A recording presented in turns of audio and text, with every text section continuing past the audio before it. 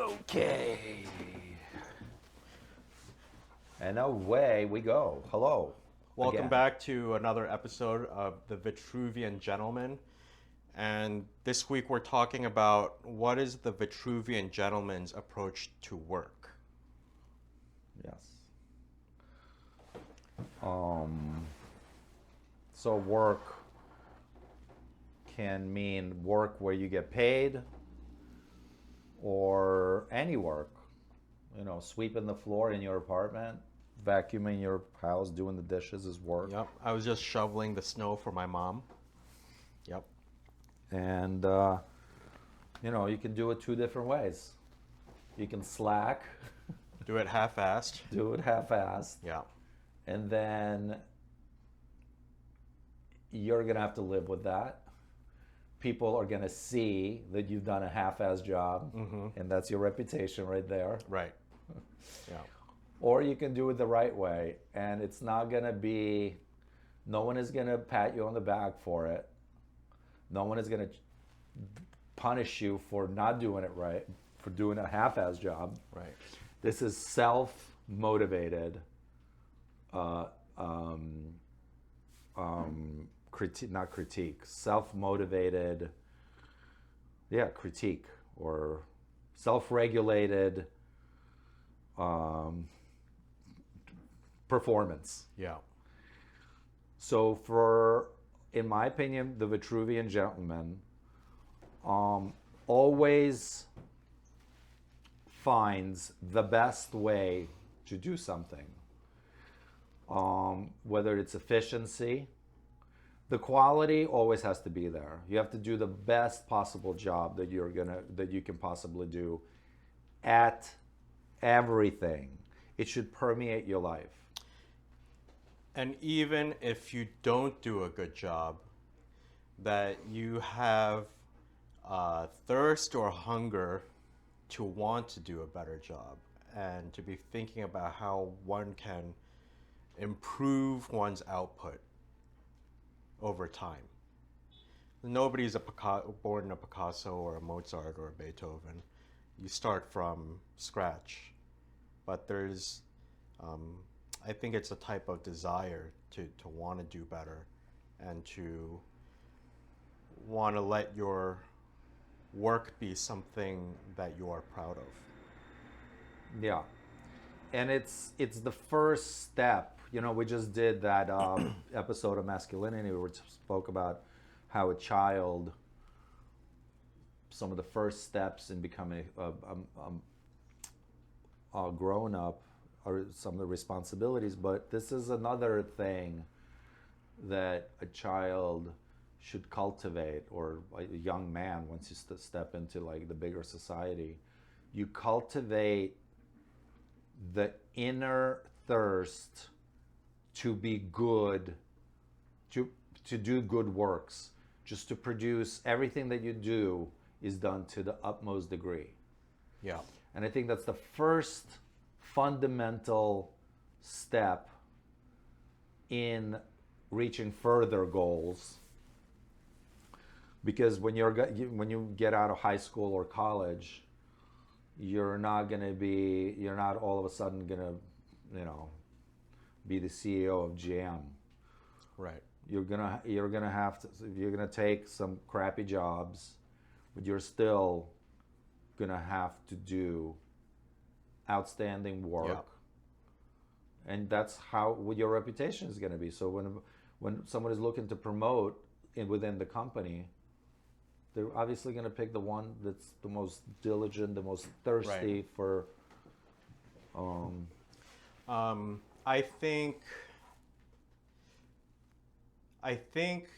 wanting to do quality of work is actually a function of you bringing the best that you have to offer into the world. It's a kind of a gift to the people around you. It's a gift to the world. If we go to the myth of Prometheus, the guy who goes to the sun and steals fire and brings it back to the earth, I think work is kind of a Promethean endeavor in that if you're a tailor, um, and you do the best job of tailoring that you could do, you know, that is your gift to the world. If you are designing cars and you um, designed the beautiful Jaguar XK, that is your gift to the world. So I think it's more than just clocking in and out, but it's actually, um, it could be elevated to be a kind of spiritual contribution. Yeah, I think all those things are valid. Um, for me, it's more inner. When you say it's a gift to the world, for me, it's kind of, it's my way of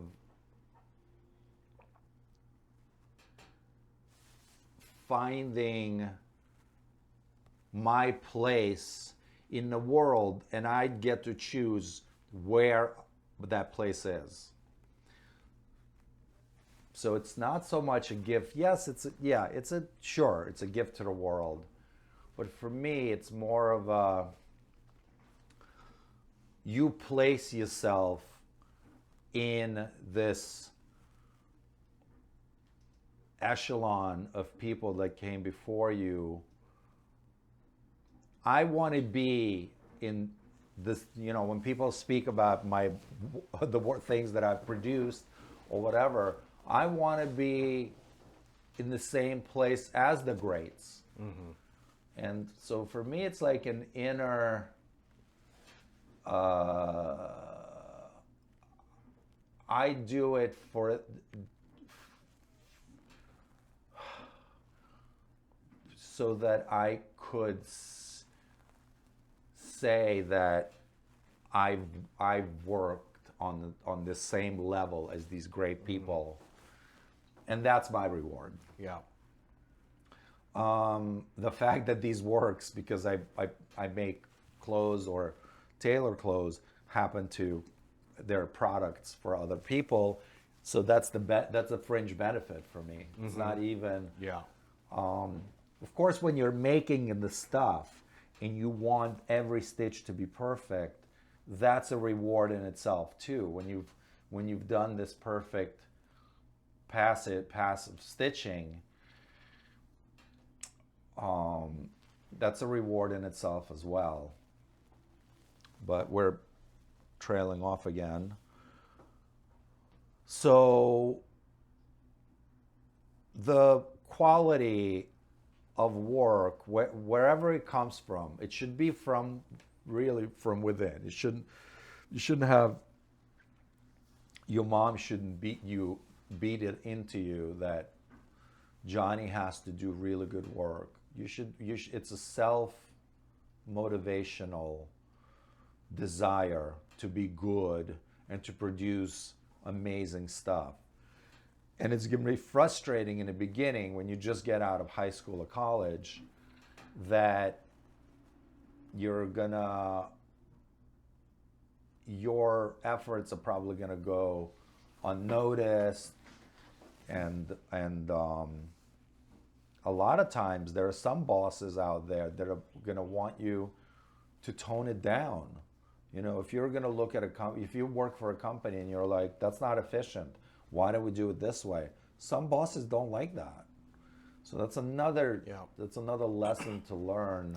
There are some workplaces where what they want is just good enough. Yeah, unfortunately, that's probably the majority of workplaces nowadays, considering what kind of products are being put out into the world nowadays. Yeah. It's a sad state of affairs. So I think this is the reality for a lot of people, where it's like, okay, there's work that I love, but then for practical reasons, I need to take X, Y, or Z job, right? And I don't get to live out this fantasy of doing beautiful work or putting out quality into the world. what then is a person in that position supposed to do? I would think that most people feel that they're in that position today. Most people are in that position. Yeah. We have an environment where corporations basically have knocked out all the small businesses. Thank you, COVID. And our economy is now in the hands of huge companies, nameless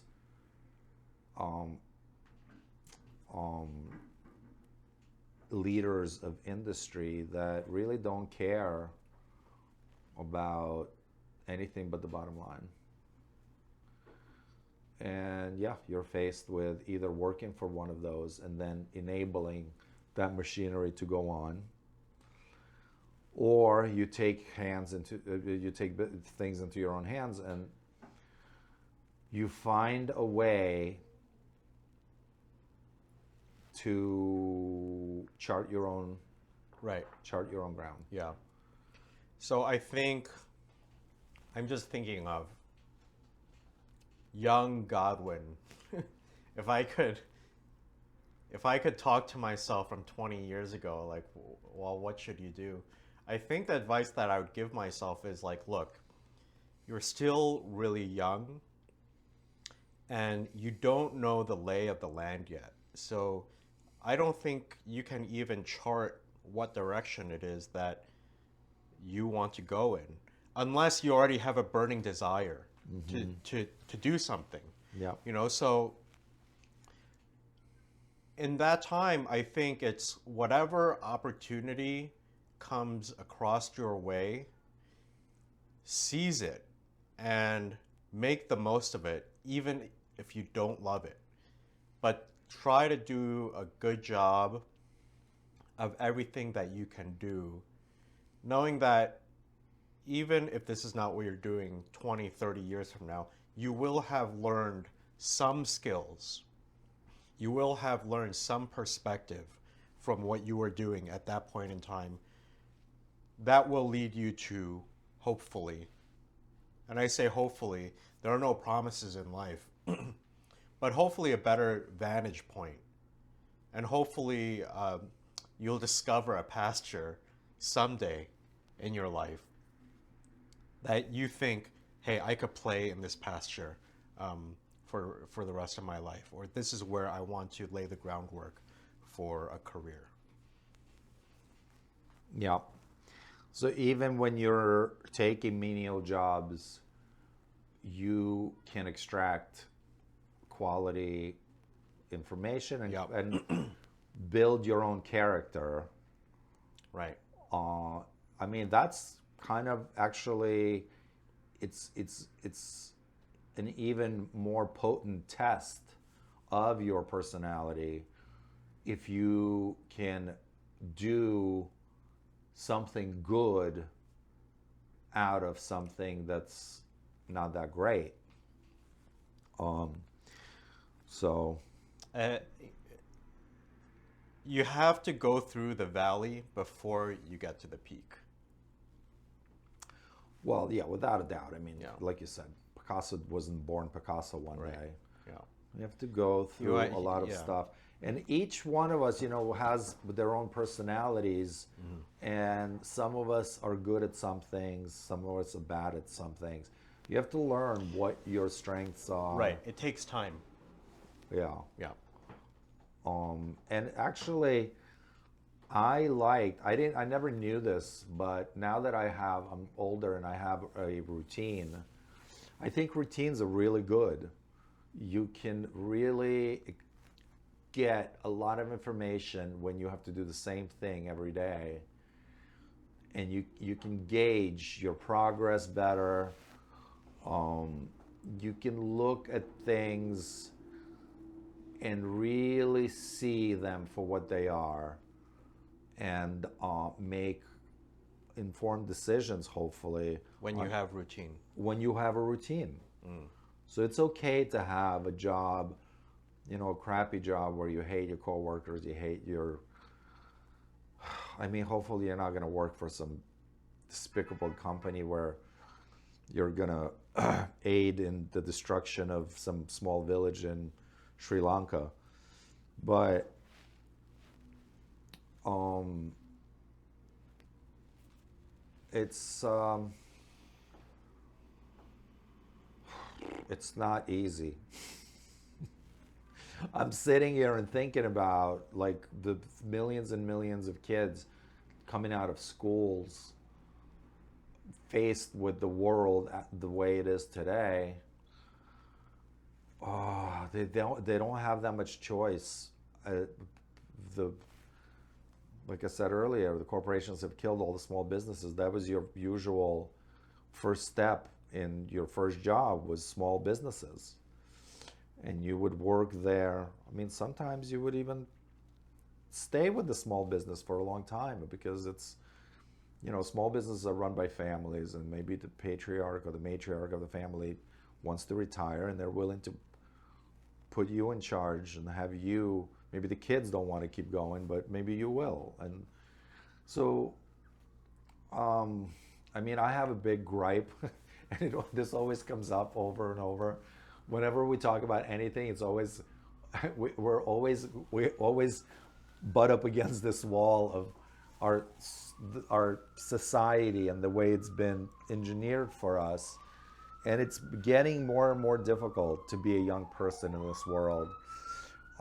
There's a lot more obstacles that are put in front of you to distract you. Most of them are for distraction. And Yeah. when I was talking about the routine, I mean, now kids do have a routine. They get up and they get on the phone. Right. But that routine, there's a little variance every day, and they just look for that little something new, which is not something new. It's the same thing every day. You're not growing because of it. You're not doing anything with it. It's just another day where you just That do this. dopamine hamster wheel. Yeah. Yeah. Yeah, that's a good way of putting that. Yeah. So it's very difficult. When I was growing up, when Godwin was growing up, it was a little bit easier, but it's never difficult. Growing up is difficult. It's a lot of hard decisions to be made. It's a lot of sacrifice. So first, we talked about integrity of your own work, Yeah. and then the second step would be sacrifices. You're not just gonna step into some dream job. Yeah, I think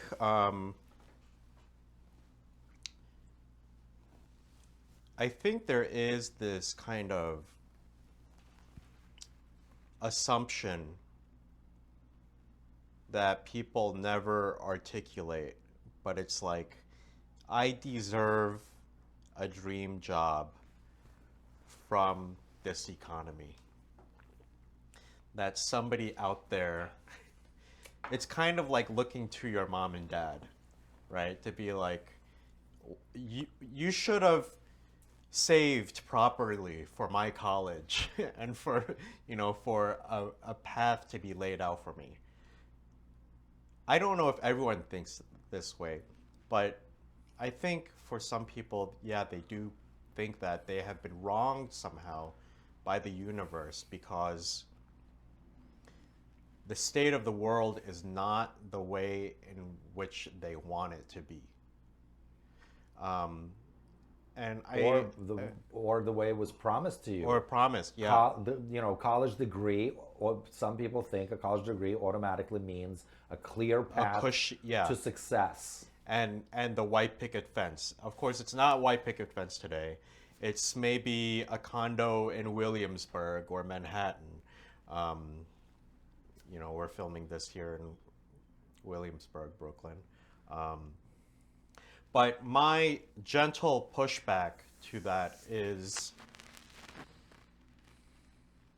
we don't get to choose the fray that we're thrown into. And this is part of the dance. This is the challenge that the universe is presenting to us. On the other side is something that is more fulfilling. And I'm saying more fulfilling. I'm not saying completely fulfilling, that the challenge is actually part of the curriculum that we need to get through. Yeah. So I think I want to dissuade people from shaking their fist at the universe somehow, saying that, well, XYZ is not right, and therefore I cannot embark on this project to live my life in the way that I want it.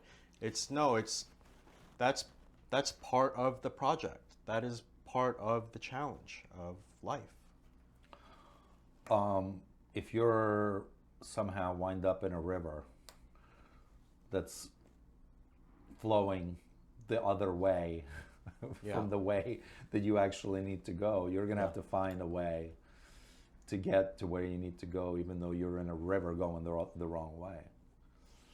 And we are all in a river that's going the wrong way. Everything. I think this is the fundamental difference between me and you, is that you think it's going the wrong way, and I think it's going the right way. But I agree with you that we are in a river. Well, if you're in a river and it's going the right way, then you're good to go.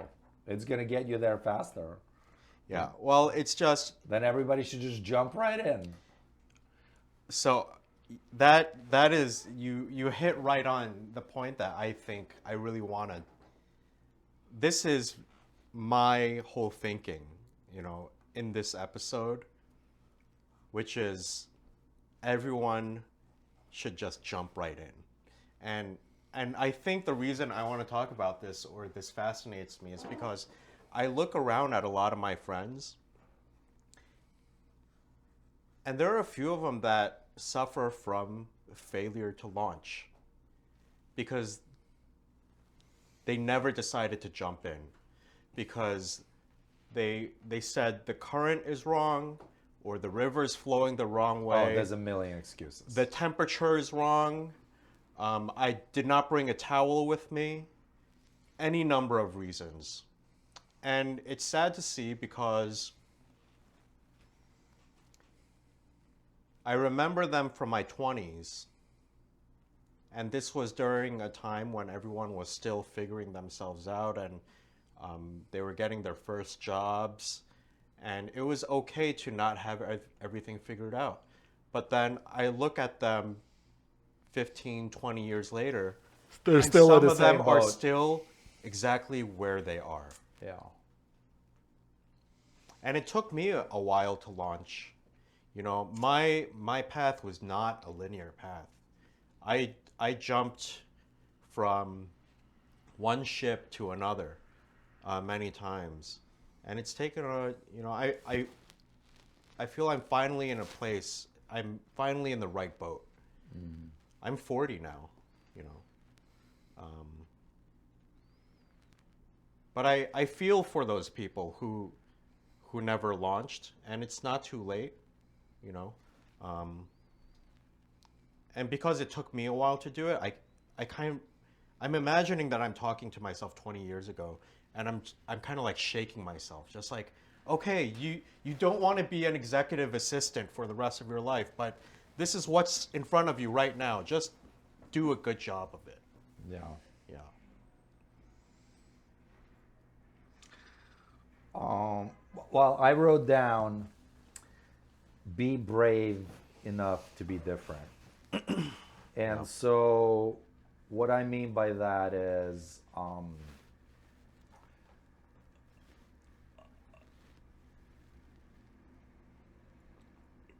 I think you should have enough confidence. I guess here's another aspect of all of this, is that how do you gain confidence in yourself to do these jumps that you were talking about? And baby steps. There's baby steps, yes. Yeah. But I think developing a brevity to be different, to not follow the herd, I think that to me that's a very big aspect of being So I think there's gentleman. there's an element of cultivating your own voice, or in the last episode we talked about cultivating the the quiet voice in yourself and knowing how to listen to that quiet voice. I think that's how you get to not following the herd, is to develop this other compass. Yeah, yeah. Um, it's it's getting a lot more difficult because everybody has a device in their hand that unites them in this machine, and they're all kind of doing the same thing. They're all in this boat together, and if you step outside, I mean, if you tell one of these 21-year-olds that you don't have Instagram, you might as well have horns on your head. Well, it's TikTok now. Yeah. I'm sure in 5 years it'll be something else. Yeah. How many of these platforms have we seen? Have you and I seen? Starting with MySpace, Facebook. I Yeah. think maybe there was something in Friendster. between. Um, well, what do you have in the notepad? Well, all I said was be brave to be different. Yeah, okay. And then we start. So the routines, and I said the routines are good because you can Right. see there's no distraction. You know what's going to happen every day, and when something changes, whether it's for the better or for the worse, you can clock it and you can say, "Oh well, this is better. I better put that, do more of that, or do less of this." But now people have routines where they wake up, they get yeah. on the phone, and that kind of routine, there's a distraction there that takes you away from productivity. It also takes away from, a lot of ideas occur to you when you're bored, or in the, like, they call it the shower ideas, when you're not engaged with anything. Idleness. Yeah, right. So when you're engaged with something all the time, that little voice never inside of you never gets a chance to speak out. Yeah. Yeah, you never get a chance to hear it. Yeah, and that little voice, I think we've gone through a bunch of episodes where that little voice comes up over and over. When we've talked about how important it is to cultivate that little voice. Not the ego voice, this is your Right. soul voice. Yeah. The soul voice, I'll reiterate again, there is the soul, there's the mind, and then there's the ego, which lives somewhere back here. And the soul controls the mind, and then the mind, and then the soul also controls the ego. So the mind is just a mere data bank of all the experiences you've had, all the knowledge you've accumulated, and the soul taps into it. And then the ego is your sort of the cowboy inside your head that gives you like the crazy ideas or the crazy, and it has to be put on a leash. This way you don't just jump into every single thing that strikes your fancy. Yeah. You're walking down the street, and so you have to. It's a give and take. Life is not as simple as just do A to get to point B. Yeah. It's like everyone is different, so doing A might not work for one person. They have to work on something else to get to that same place. Right. So it's very complicated stuff, but if you focus on yourself, you look in the mirror and you say, who am I? Why am I here? Ask yourself, why are you here? My dad, who's close, my mom just passed away, my dad, and when I talk to my dad, and we talk about, he's like, oh, how's work? And I'm like, work is fine, it's work. And he's like, it's great that you have work. And I'm like, well, work is not everything, is it, Dad? Because look at you, you worked all your life, and now you have More work. more work. Having work is great. And We decided to do this at a wrong time. So yeah, I was talking to my dad, Yeah. and so my dad is done with work. He's retired, Yeah. and what does he do all day? He just sits and watches TV. He needs a hobby. Well, that's yes, but if his pursuits in life were not just work, because that's all he did. Yeah. And he, when I tell him, Dad, life is not just about work, he's like, yeah, but without work, you just die. You just get rusty and die. And I'm like, yes, Yeah. there is a possibility of that. Or you develop other interests outside of work. And what does he say to that? I never actually said that. Yeah. I don't want to like push his buttons like that. Okay. But this is a man who, every time we travel, he'll say something like, "Why do you need to go there? You could just read about it or watch it on TV." Interesting. Yeah, that's my dad. I wonder, I can't help but think it's some sort of, Russian immigrant mentality type thing. Of course, it's a part of it. Yeah. But they actually did travel. Yeah. My father. And did he not like it? I mean, I see Russians abroad all the time. Oh yeah, no, it's not a Russian thing.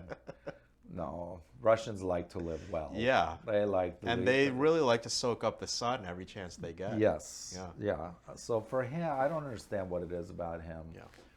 My mom didn't mind traveling, but they traveled. But my father has family in Berlin, and they did go there. And my mom traveled. My mom is a lot more like me with my dad. So what I'm saying about this is that it's some people just are okay with biding time and just working every day. And I think what we're talking about does not apply equally to everyone. I think there are people out there that are wired very differently and are some people enjoy stability, I enjoy stability. I enjoy the routine, like I said. Yeah.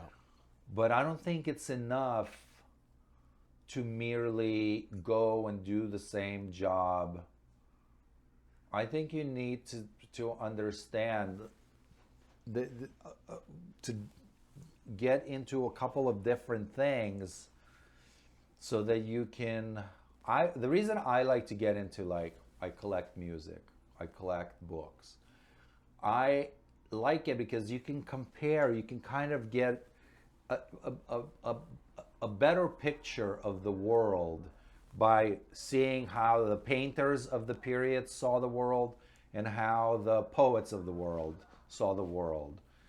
And then you can, form your own conclusion as to what was really going on. Yeah. And you sort of create your own mythology instead of taking the one that's been created for us. Yeah. The fact that we all live under the same 10 mythologies, it's kind of boring and it's kind of unrealistic.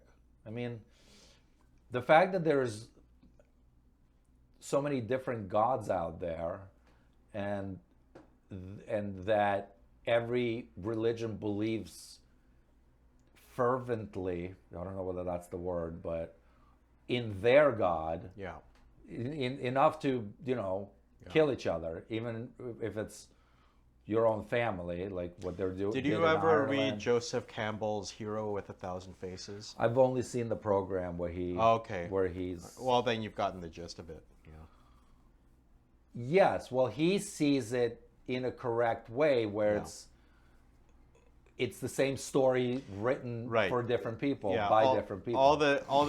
I think he would say that all the different mythologies are a representation of a mega mythology, that there's a common theme that runs through all of them, which is what I was trying to talk about with Prometheus, which is Well, to bring it back to work, um, one way to look at it is that is your contribution to the world. And your contribution to the world, you could only find it by separating yourself from people, going through this period of going through the valley, getting to know yourself, or, I think maybe sometimes we put a little too much emphasis on knowing ourselves. I think it's more of going through a period in the wilderness to be remolded by the world, away from everyone else. When you come back from that, you have matured as a person, you have learned something, and you're bringing something back from out there in the world. And then how do you reintegrate into society after that? Wow, you just put me out in the wilderness. Well, so this is because you were kind of circling around this topic of mythologies, and I think that's what Joseph Campbell is talking about. Is this is initiation into adulthood? That's what he's talking about. All these mythologies are kind of blueprints for how do you initiate somebody from adolescence into adulthood, which is what we were talking about in the last episode. And so one popular way that we think about initiation into adulthood is, all right, on the other end of that process, what is your job? It doesn't have to be your job, but I think it could be your job. You mean your getting a job is the initiation? I would say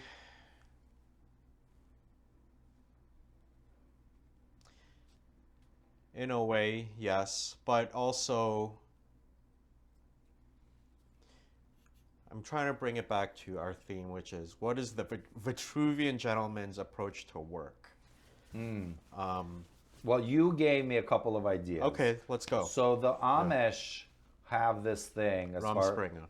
where they send the youth out Right. into the big bad world. Yeah. And if you come back, Yeah. you can come back or you don't come back. And if you come back, then you Yeah. live by the rules of the community. Right. And if you don't come back, then you don't come back. Yeah. And your family basically disowns you. So that's an That's an initiation. So I right think there. that's interesting because they're saying you go out into the world and you have a choice about whether you want to come back or not. And so I think it actually strengthens the community because people are choosing to be a part of it out of their own free will. Yes.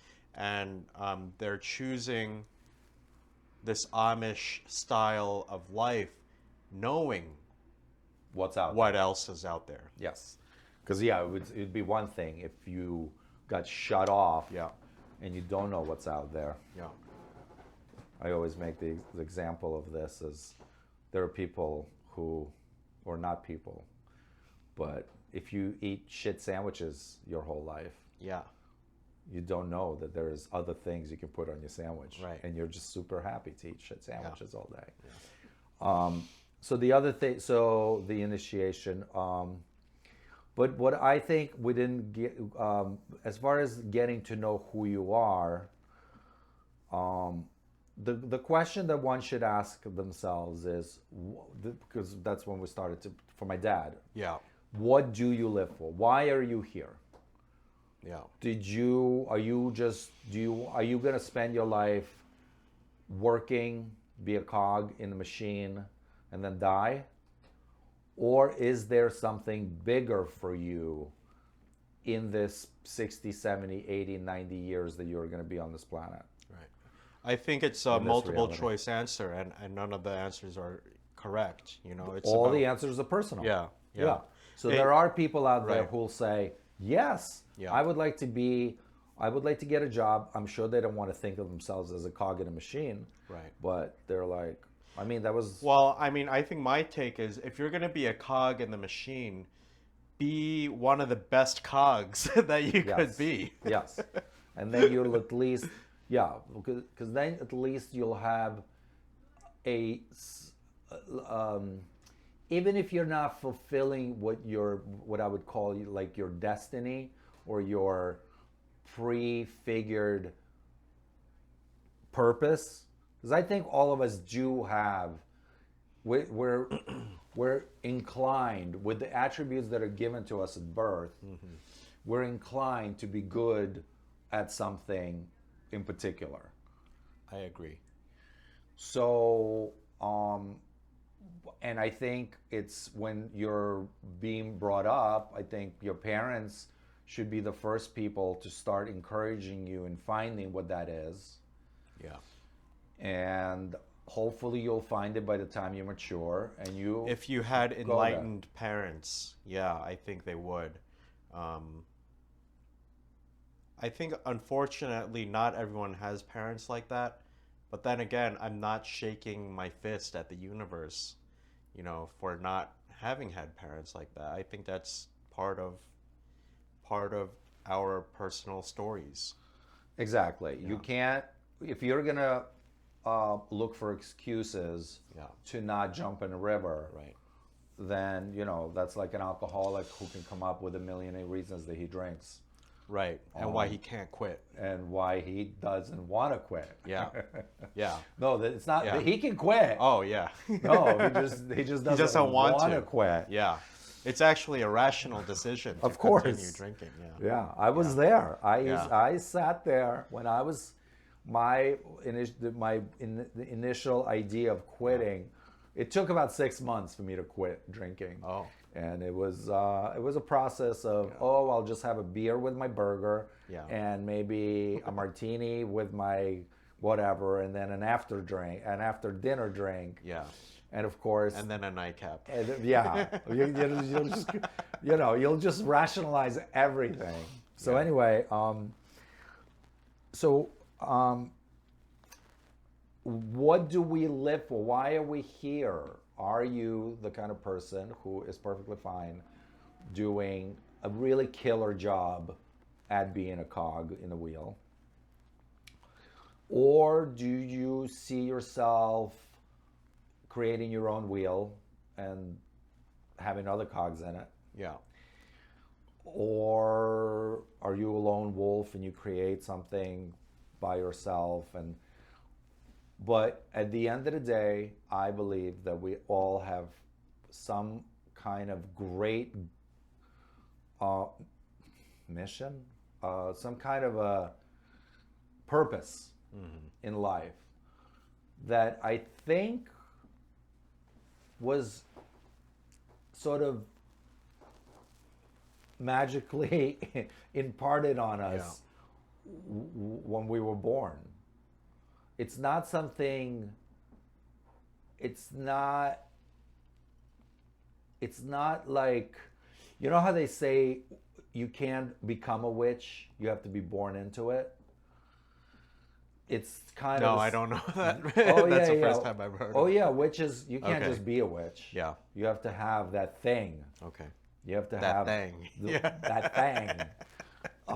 That witch thing. Okay. Yeah, you have to be born into it. You have to either come from a family of witches and warlocks or whatever. Okay. And it has to be in you to have that wherewithal to see nature in a particular way where magic is real and, anything is possible. And so I think we all have that thing that's specific to us to be good at. Yeah. And I guarantee you that none of it is to be a computer programmer or to be there's some stockbroker. There's some brilliant computer programmers out there. And game designers? Yeah. No, I don't. We actually got over this already. Do we? Yeah, I think maybe when the camera wasn't rolling, but okay. There's this term that's kind of become popularized, NPC. NPC, it's an acronym for non-player character. So the idea is you play these computer games and you have these characters within the game, and they're kind of just there as either a backdrop, um, or they're instrumental to the storyline somehow. Supporting, But supporting they're supporting actors. cast, yeah. So in this world, do you believe that there are no NPCs, there are no non-player characters, that everyone is playing their own game? Well, yes, everyone is playing their own game, but you could be like, you and I are great friends. Yeah. And I am an NPC in your life. But the way I see it is, I don't see you as a, well, that's revealing that you must see me as an NPC to your life. Yes. But I see us as we're each players in this multiplayer game. Yes, but it's a multiplayer game, but don't you, when you go to sleep at night Yeah. and you think about your day, it's your game that you're not No, thinking it from the eyes of Arthur Arbit. No, I see that I am playing a shared game on a server where other people are logging in. I don't see you as programmed by the universe for my game. No, Yeah. I'm not, but we chose to be NPCs in each other's game. I don't control you, but that doesn't make you an NPC. But You're still a player character because you're Arthur Arbit. Yeah, I am. Should I bleep out your last name? I'm a supporting cast member in your life. I don't think so. I think you have your own game. And I do. Yeah. But that doesn't preclude me from being a supporting. Yeah. I think I don't think that the world revolves around me. I see myself as playing within this bigger world. Your world is, you create your own mythologies. What you believe is only true for you. Oh, I don't believe that. I mean, there are universal truths, obviously. Yeah. If you put your hand in the fire, it's going to burn. Right. But you create your own reality. I still see myself as being a part of a bigger story, though. Yes. I think maybe that's where we see things differently. Yes, it's a big story. It's a big world out there. Yeah. Well, anyway, I think we're getting away from the point. Yeah. The point I'm trying to get at is, what do you live for? We're still answering this question. Is this what you're asking me? No. No? Well, I could ask generally. You that. Well, I'm saying if you want to get to know who you are, ask yourself this question, because the first step in becoming a gentleman, a unique being that does killer things in this world, is to ask yourself, who are you? Why are you here? And you really need to be honest with yourself and answer that question before you move on anywhere else. And if it takes you 10 years to answer this question, then so be it. But you must get to the bottom of this. My advice. Why do you live? What do you live for? My advice towards approaching that question is, it's not done in your room, navel gazing, or even reading books, even though that could be part of it. But it's found through your interaction with the world. So don't think that you need to have this all figured out before you step foot outside of your door. It's like, no, get out there, involve yourself, follow your whims and your passions and your curiosity, and your place in the world you will discover it through that process. not quite like that for me. For me, you do have to navel gaze, and you do have to ask yourself this question and have a concrete answer. And from that platform, then yes, you go out in the world with always this is your mantra. This is why you're here. And that mantra could be the three things that we mentioned about approaching how a Vitruvian gentleman would approach work. Just do amazing work, no matter what it is, how mundane it is. Don't leave a mess. And don't hurt others. And don't leave a mess is kind of like don't hurt others. Yeah. Is there a third, something else that we thought of? No, I think those were the two that you talked about. The two main ones. Yeah, I think that's a start. Yeah. So yeah, I think it is important to sit there in a room by yourself and really get to. I don't know how you arrived. I think it's an iterative process between what you and I both said, but meaning you do both at the same time. It's not one or the other, right? Yeah, you're not going to lock yourself up in a cave until you figured it out. Right. And then you finally emerge from the basement at 18 and know what you're going to do. You know, I don't think that's the answer. Yes, it's not quite that. Yes. If I painted that picture, that's not what I was attempting to do.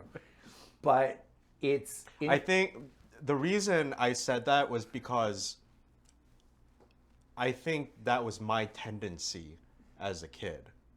To what? To sit in a room and was wonder? More to do the navel gazing. And so what's coming out of me now is more of a reaction against that.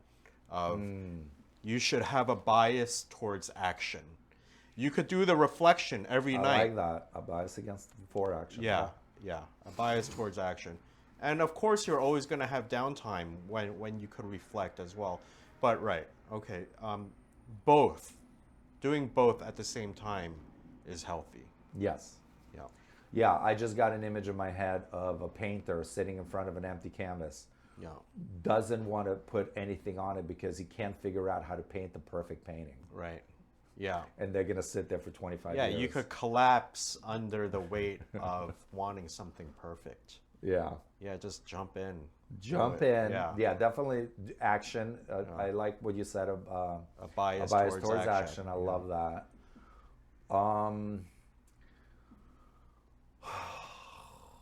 Yeah, for me, I feel like what I see out there is people don't know themselves.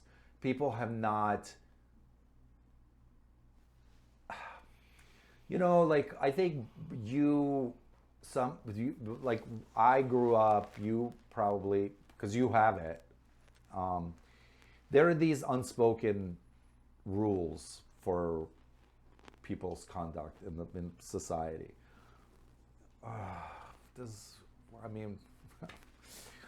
The first one that comes to mind is bros before hoes. Yeah. It's terrible. I can't believe those words came out of my mouth. But no, you don't shit where you eat. God, those are the big mantras for living a good life. That's terrible. No, there are unspoken rules, and I think people don't know those unspoken rules anymore. People think it's just like a free-for-all. The Wild West out there. Yeah. You could just go crazy and do whatever the hell you want, which is basically, it reminds me of the joke of the guy gets in a car with his friend, and his friend drives through the red light. And he's like, dude, what are you doing? He's like, don't worry about it. My brother does it all the time. Yeah. Drives through another red light. He's like, what are you doing? He's like, don't worry. My brother drives through red lights all the time. Drives up to a green light. He stops. He's like, what are you doing now? He's like, my brother might be going the other way. Right. So, yeah, it's a complex thing. Only you know how to figure it out for yourself.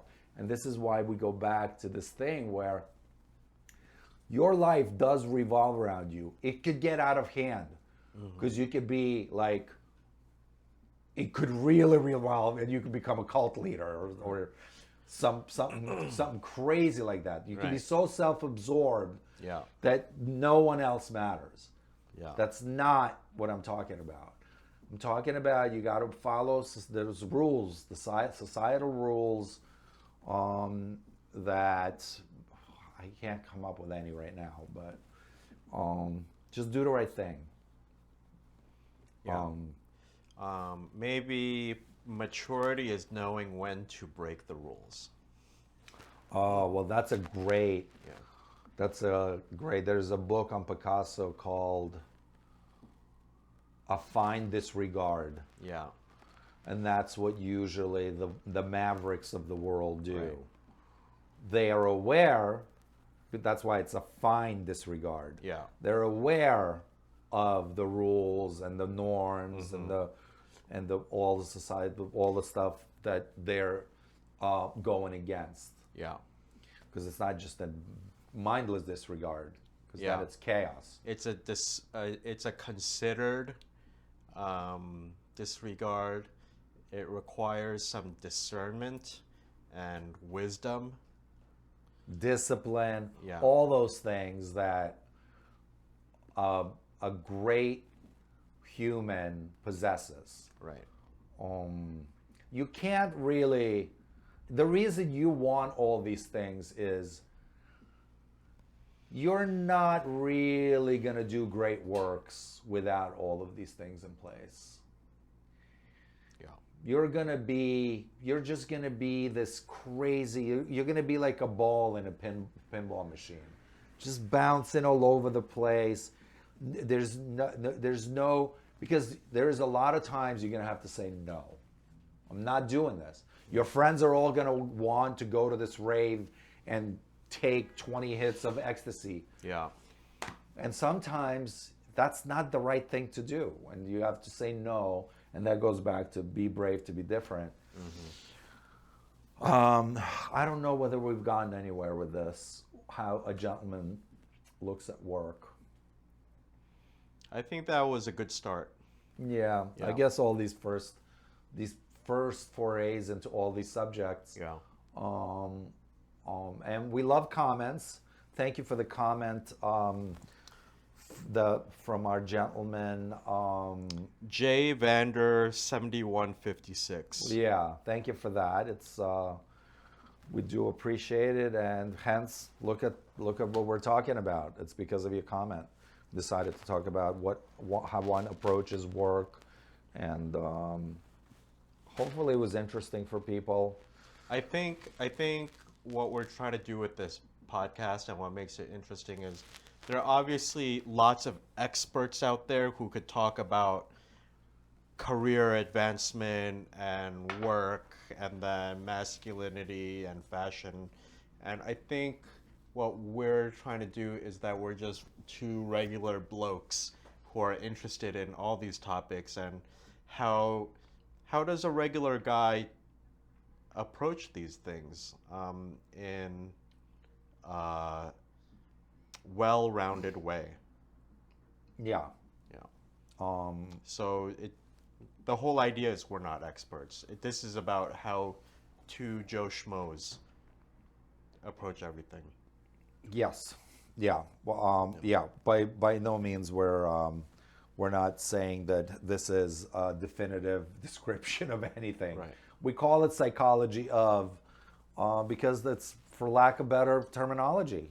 You know, what else can we call it when we're expounding for an hour and change on a subject? It's we're trying to figure things out here, and hopefully it's helpful to people out there. It's certainly entertaining to us, you and I. Yeah. And it's If no one else. and a lot of times it's insightful. Yeah. We like to I like to get to the bottom of things, and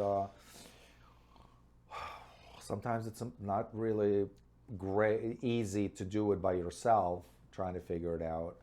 And Yeah. certainly when you're going to read a book on a subject that's written by an expert, you know, they come from experts, they've been